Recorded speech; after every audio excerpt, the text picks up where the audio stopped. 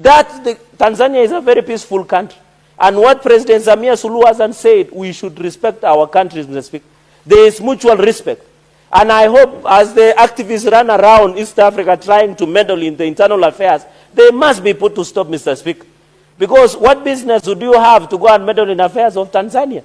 What business, Mr. Speaker?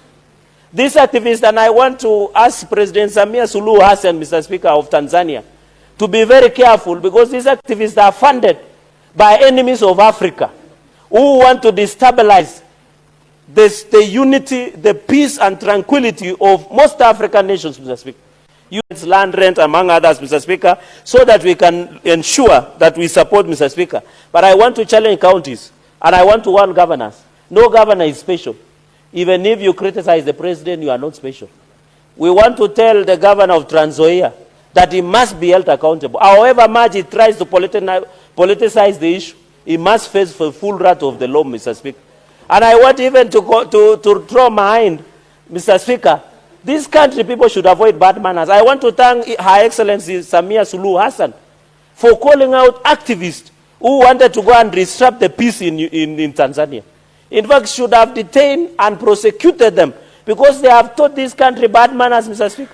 These activists, they have taught our people to insult, to undermine, to lose respect to the leadership of this country, Mr. Speaker. Tanzania is a very peaceful country. And what President Samia Suluhu said, we should respect our countries, Mr. Speaker. There is mutual respect.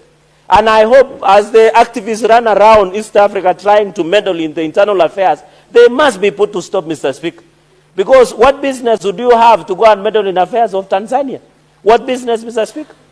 These activists, and I want to ask President Samia Suluhu Mr. Speaker, of Tanzania, to be very careful, because these activists are funded by enemies of Africa who want to destabilize the unity, the peace and tranquility of most African nations, Mr. Speaker.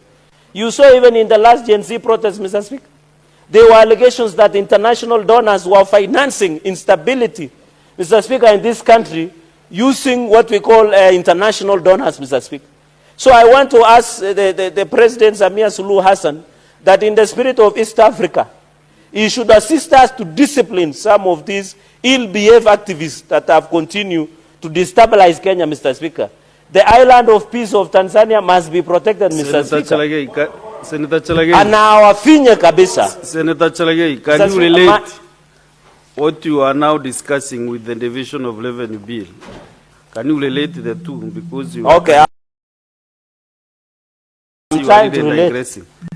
What I'm saying, Mr. Speaker, we need stability in Tanzania and in Kenya, because there is balance of trade. We export and import. We get taxes. Then we build on the division of revenue, Mr. Speaker. And that is why I'm saying we should not disturb the peace and unity of Tanzania, Mr. Speaker. And ask Samia Suluhu afinya wa kabisa. There's a minute. Mr. Speaker, this is a very serious flaw in this House, Mr. Speaker. And, Mr. Speaker, this is on 105 in the statement of facts. Mr. Speaker, is it in order for the Senator of Nandi, who is a lawyer, to actually misinform the House and misinform the public on what informs the action of deportation of Kenyans from Tanzania, Mr. Speaker? Mr. Speaker, if you look at Article 104 of the EAC Common Market Protocol of 2015, it expressly says and guarantees the freedom of movement of service, labor, and goods within the East African region. If you look at the treaty, Mr. Speaker, that was established in 1999, Mr. Speaker, it allows the tenets of democracy to actually permeate in the region entirely, Mr. Speaker. How can Senator Cherargei allow the existence of those treaties, Mr. Speaker? This is something that must be condemned and is not right and could actually lead to reciprocation by Kenyans for other members, Mr. Speaker. So is it factual that that's the tenets of our democracy, Mr. Speaker, that dictatorship in Tanzania is exclusive to our dictatorship in the country? Cherargei has heard you. Let him respond. The Senator Eddie should withdraw and apologize. There is no dictatorship in Tanzania because they do elections regularly. Correct. So it is very wrong. Mr. Speaker, I wanted to answer point of order and after. 1 minute? Yes. So he must withdraw and apologize because Samia Suluhu Hassan president, she has been elected to be in that office alongside the late Magufuli. Number 2, under the AC Treaty, it talks about goods and services. Martha Karua and other busybody activists are not defined as goods and services. Unless I go to the treaty of 1999. Goods, services and labor. And which labor was a busybodies activist? The Martha Karua and Boniface were taking to Tanzania, Mr. Speaker.